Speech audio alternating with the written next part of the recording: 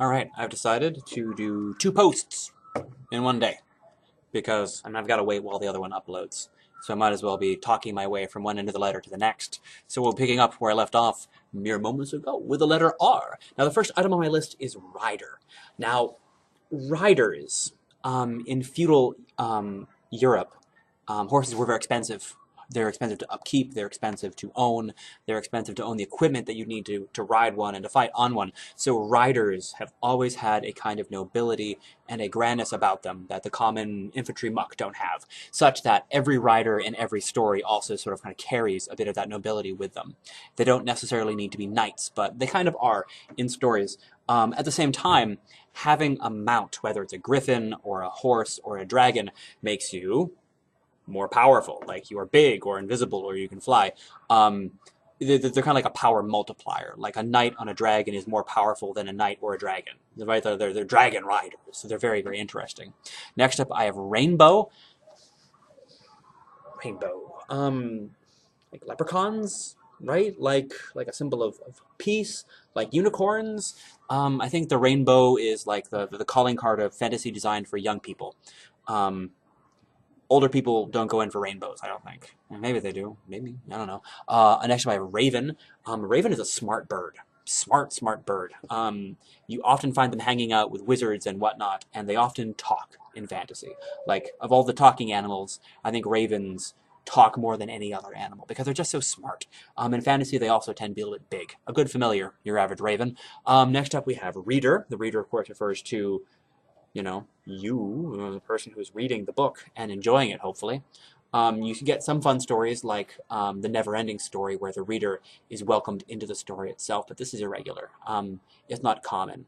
But when they are, readers are considered very, very powerful, partially because I think the fantasy author is trying to butter you up.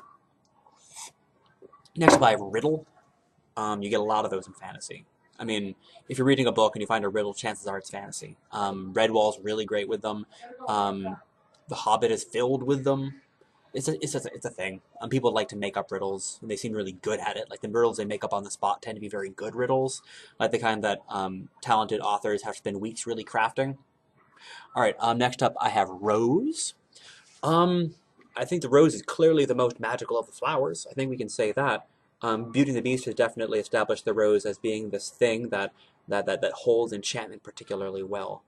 Beyond that, I guess they're also associated with mourning and I guess grief and death, I suppose, in that sense as well. Black roses especially. Moving on to S, we get signs, and I assume that by this my kids meant like magical, mystical signs, like oh look, that eagle is passing from left to right. Clearly, it must be a sign or an omen. If there is divinity, there are signs. And if there are signs, there is divinity. So if you're reading a fantasy novel and there's some sort of a sign, like a character reads a sign in some aspect of their environment, you can probably assume that there's some sort of god or something in the piece. Next up, we get silence. Next up, we have thief. Thieves are very popular in fantasy. Bilbo perhaps being the most famous. Of course. But they certainly don't stop there. The thief is usually a comic and clever person that acts as a foil to our warrior hero, or they make an excellent protagonist, seeing as otherwise, aside from having their wits and their skill, they have nothing for them. And finally, I think this is going to be our last item for the day. We get to tiny tots. Children, babies in fantasy. I guess they're a particular kind of fantasy, like Babes in Toyland, you get a lot of them. Otherwise, I think they're just comic relief. Like when you're reading Redwall and there's an adorable hedgehog that does something foolish, I think it's meant to make you laugh and perhaps worry about them.